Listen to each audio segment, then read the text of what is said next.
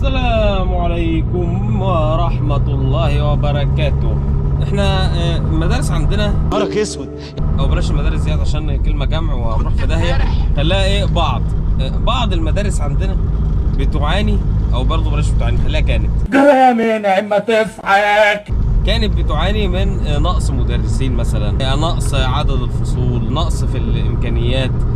طبعا وزير التربيه والتعليم الحالي حل كل المشاكل ديت. هو اللي قال، مش انا اللي قلت، هو اللي طلع مع مدير البنك الدولي، كان في اجتماع معاه ولا لقاء ولا مؤتمر، ما انا عارف. هو انا عارف حاجه؟ هو انا سيبني. وقال الكلمتين دول ان هو خلاص حل كل المشاكل، ما عادش عنده لا نقص مدرسين ولا اي حاجه. بس احنا واضح ان احنا عندنا نقص في الادب، يعني واضح ان المدارس فيها يعني شويه قله ادب، شويه. تمام. بتضحك؟ ايوه يا عم بضحك، احسن ما تطلع اللغه صداميه ونروح في داهيه. يعني يبقى خلينا خفاف، انت مش هتنفعني يعني لو رحت في داهيه. المهم احنا عندنا مشكله دلوقتي يا ست الوزير في الادب، عندنا نقص في الادب في المدارس. خلاص انت حليت كل المشاكل اللي فاتت، عايزين بقى نحل مشكله قله الادب دي. هنعمل ايه بقى فيها؟ يعني انت المدارس الدوليه ما شاء الله يا رخرة عندها برضو ايه مشكله في قله الادب. انا يا اخي مش فاهم الموضوع بتاع المدارس الدوليه، مش فاهمه. ناس تدفع الافات الجنيهات وساعات بيدفعوا بالدولار، وفي الاخر هي دي النتيجه. اوسخ من كده مفيش، اوسخ من كده مفيش، عمري ما شفت اوسخ من كده.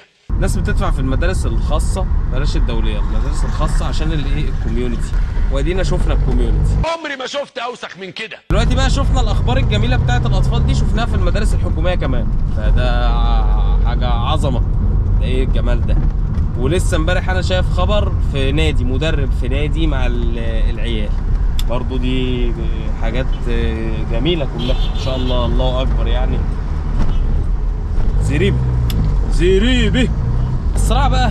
احنا مش عايزين الحكومه بقى لا تضرب بيد من حديد ولا بتاع، احنا عايزينهم يضربوا بيد من جله على راسها كل هؤلاء الصراحه. اضربوا بالشلوت، اضربوا على قفاه، اوضه الفيران فتحت له سيخ حديد ودخله مش عارف فين. مش عارف، الموضوع اصلا مستفز قوي، وانا ايه لو فضلت مطول هقل ادبي.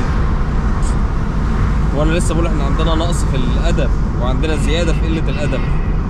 فيا ريت وزاره التربيه والتعليم تحل لنا مشكله نقص الادب وزياده قله الادب، يعني تعمل توازن بين الكفه، عشان الموضوع بقى زايد عن الحد، وكل يوم بنشوف خبر، وكل يوم بنشوف مدرسه شكل، وكل يوم المدرسه نوع مختلف. ف يعني ايه، عايزين ننتهي من هذه الفوضى والنبي. سلام عليكم.